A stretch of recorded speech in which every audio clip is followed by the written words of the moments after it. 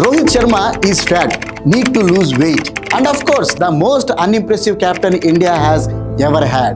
ఇవి నా మాటలు కావు. కాంగ్రెస్ జాతీయ అధికార ప్రతినిధి షమా మహమ్మద్ సాక్షాత్తు భారత క్రికెట్ కెప్టెన్ రోహిత్ శర్మ మీద వేసిన వీటిది.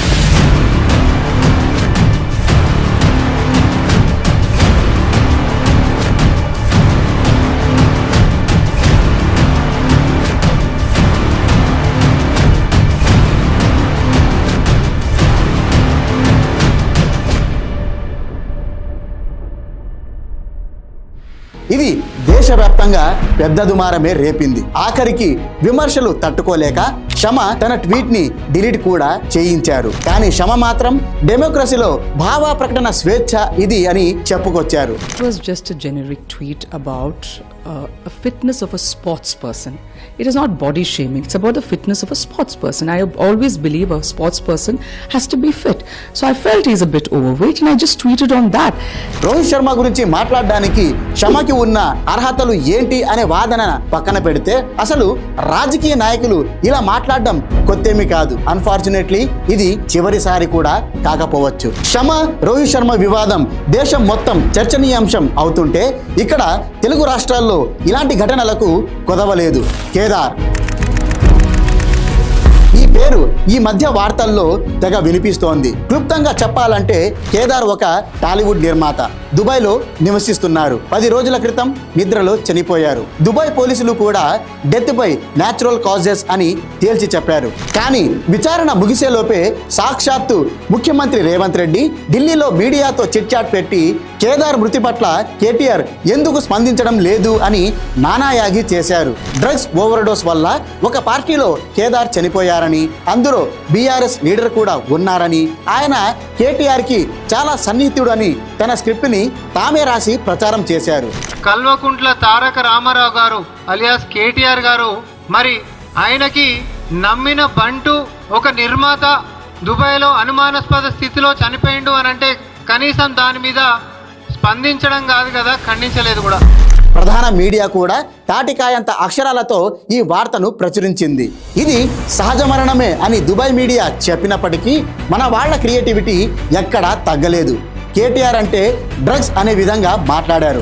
ఎస్ఎల్బీసీ టన్నెల్ సంగతిని మర్చిపోయి ఇదేదో రాష్ట్ర సమస్య అన్నట్టుగా అందరూ దీని మీదే పడ్డారు. దుబాయ్లో డ్రగ్స్ని సీరియస్ అఫెన్స్గా చూస్తారని తెలిసి కూడా ఇలాంటి సిల్లీ ప్రచారాలను చేశారు. ఎంతలా అంటే కేదార్ కుటుంబం అంత్యక్రియలకు మృతదేహాన్ని ఇక్కడికి తీసుకురావడానికి కూడా ఆలోచించేంతలాగా. చూశారుగా నేటి రాజకీయాలు ఎంతలా దిగజారిపోయాయో. సాక్షాత్తు ఒక ముఖ్యమంత్రి తన పర్సనల్ వెండెట్ట కోసమో పొలిటికల్ డైవర్జన్ కోసమో ఒక సాధారణ మరణానికి డ్రగ్స్ అంటగట్టాలని చూశారు. కొన్ని నెలల క్రితం ఒక మహిళా మంత్రి అయితే ఒక నటి మీద చేసిన లేఖీ కామెంట్స్ కూడా అందరం చూశాం. నాగ చైతన్య డైవర్స్ 100% కేటీఆర్ చేయబట్టే అయింది. ఎందుకంటే కన్వెన్షన్ హాల్ని కూలగొట్టద్దు అని అంటే సమంతను నా దగ్గరికి పంపాలి అని చెప్పి ఆయన డిమాండ్ చేశాడు.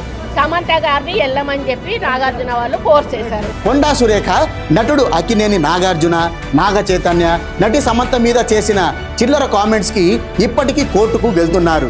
మొన్న మధ్య నటుడు పోసాని కృష్ణమురళిని ఇంట్లో నుంచి అరెస్ట్ చేసి తీసుకెళ్లడం కూడా అందరం చూశాం. వైసీపీ అధికారంలో ఉన్నప్పుడు పోసాని పవన్ కళ్యాణ్ మీద చేసిన కామెంట్స్ ఆధారంగా ఆంధ్రలో పలు కేసులు నమోదయ్యాయి.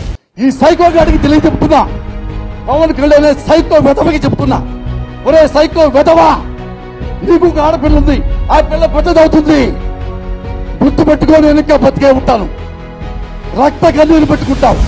పీటీ వారెంట్ల మీద పీటీ వారెంట్స్ కూడా పెడుతున్నారు. తన భార్య పిల్లల గురించి మాట్లాడడం వల్లే తాను అలా మాట్లాడానని పోసాని చెప్పినా ఇప్పుడు అపోజిషన్ లో ఉన్నారు కాబట్టి కేసులు అనుభవించక తప్పడం లేదు.